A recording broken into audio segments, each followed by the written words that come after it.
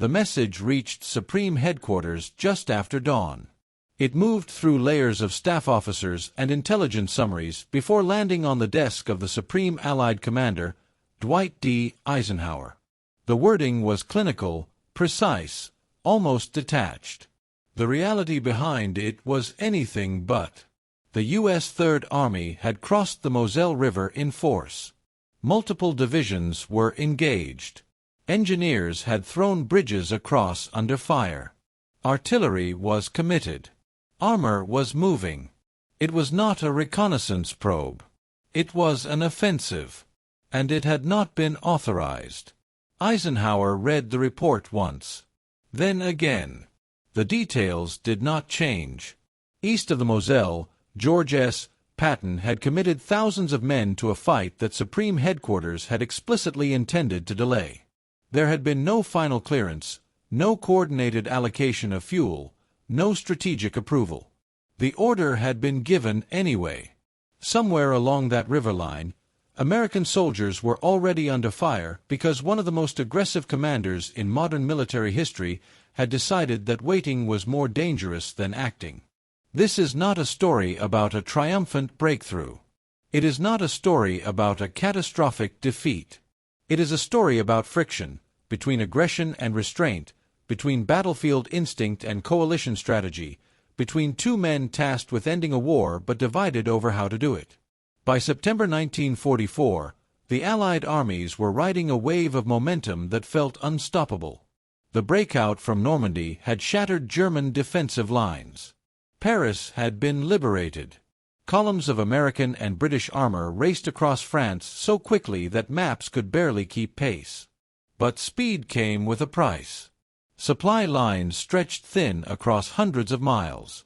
Fuel depots emptied faster than they could be replenished. Artillery shells, replacement parts, even food had to be rationed with ruthless precision.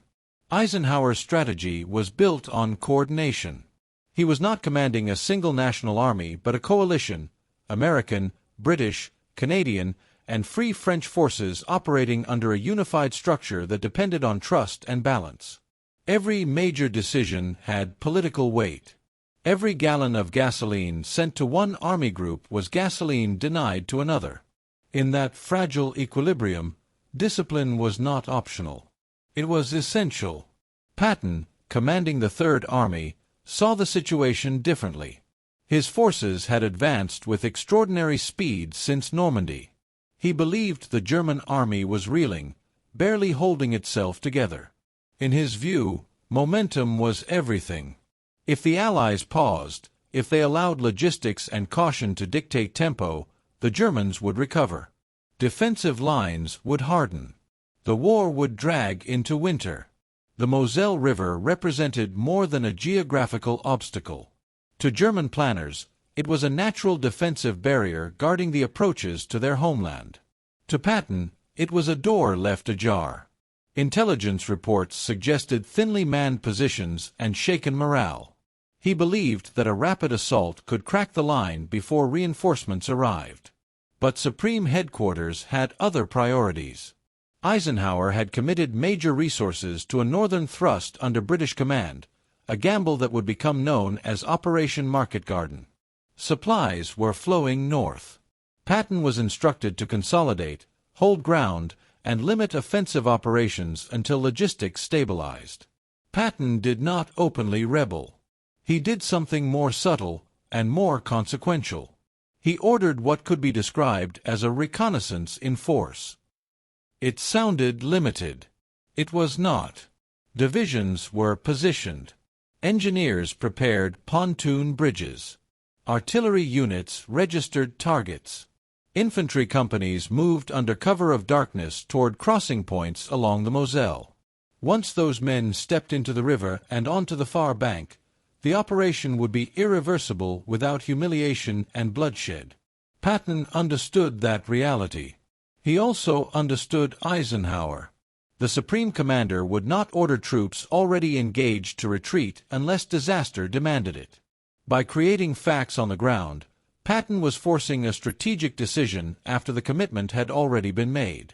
When reports confirmed that the crossing was underway, Eisenhower faced a dilemma with no clean solution. If he halted the offensive immediately, he would undermine morale and signal division within Allied command. If he allowed it to continue, he would be legitimizing insubordination at the highest level. Accounts from staff officers suggest the conversation between the two generals was cold and controlled. Eisenhower did not shout. He did not threaten. He made clear that the operation had exceeded authorization and that resources were already stretched to the limit. Patton responded not with apology but with justification. The bridgeheads, he argued, were already secured. Pulling back would cost more lives than pushing forward. Eisenhower chose containment over confrontation. The operation would continue, but no additional resources would be diverted. Patton would fight with what he had. On the eastern bank of the Moselle, the reality of combat proved more complex than the vision that had inspired it. Initial crossings succeeded in establishing bridgeheads. American soldiers fought fiercely to expand them. But German resistance stiffened quickly. Reinforcements arrived. The terrain, hills, forests, entrenched positions, favored defenders. Gains were measured in yards, not miles. Casualties mounted. Ammunition stocks thinned. Fuel shortages immobilized armor at critical moments. Medical evacuation across makeshift bridges under artillery fire became a grim routine. The bold stroke that was meant to unhinge the German line became a grinding contest of attrition. Meanwhile, in the north, Operation Market Garden faltered. The ambitious airborne thrust failed to secure its final objectives. To Patton, this failure was proof that his approach, direct, relentless pressure, had been the correct one all along. To Eisenhower, it reinforced the dangers of overextension and the necessity of balanced advances across a broad front. Their disagreement was not personal in origin, but it became personal in consequence. Eisenhower bore the weight of coalition command. He had to answer to political leaders in Washington and London. He had to maintain unity among strong-willed commanders, including not only Patton but also figures like Bernard Montgomery. A fracture at the top could ripple downward with devastating effect. Patton bore a different burden. He commanded men in immediate danger. He saw opportunity through the lens of battlefield momentum. He believed hesitation cost lives. His philosophy of war was rooted in speed, violence of action, and psychological dominance. He trusted his instinct more than distant directives shaped by political compromise. Both perspectives carried truth. Both carried risk. The Moselle crossing did not end the war. It did not produce the decisive breakthrough Patton envisioned. But it did strain the Allied chain of command to its limits. Eisenhower never fully trusted Patton again. Directives became more explicit. Oversight tightened. The relationship shifted from mutual confidence to wary necessity. Yet when crisis came during the Battle of the Bulge months later, Eisenhower would again rely on Patton's speed and audacity to pivot the Third Army north and relieve encircled forces. The tension between them never disappeared. It became part of how the war was fought. There is a temptation to frame this episode as a clash between visionary boldness and bureaucratic caution. That narrative is dramatic. It is also incomplete. War is not won by aggression alone, nor by restraint alone. It is won by managing the space between them. Eisenhower's caution preserved coalition unity and logistical coherence. Patton's aggression maintained relentless pressure on a faltering enemy. The Moselle crossing exposed the fault line between those imperatives.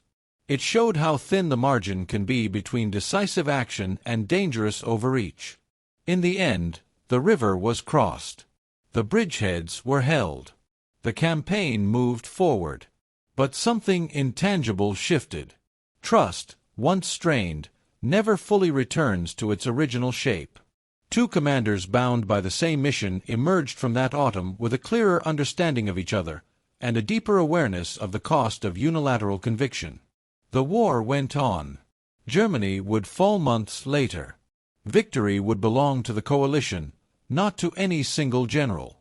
But in the quiet calculations of command history, the Moselle remains a moment when leadership itself was tested, not by enemy fire alone, but by the collision of judgment, ambition, and responsibility. Patton believed momentum was victory. Eisenhower believed discipline was survival. Between them flowed a river that autumn, cold and contested, carrying the weight of thousands of lives and the fragile balance of Allied command.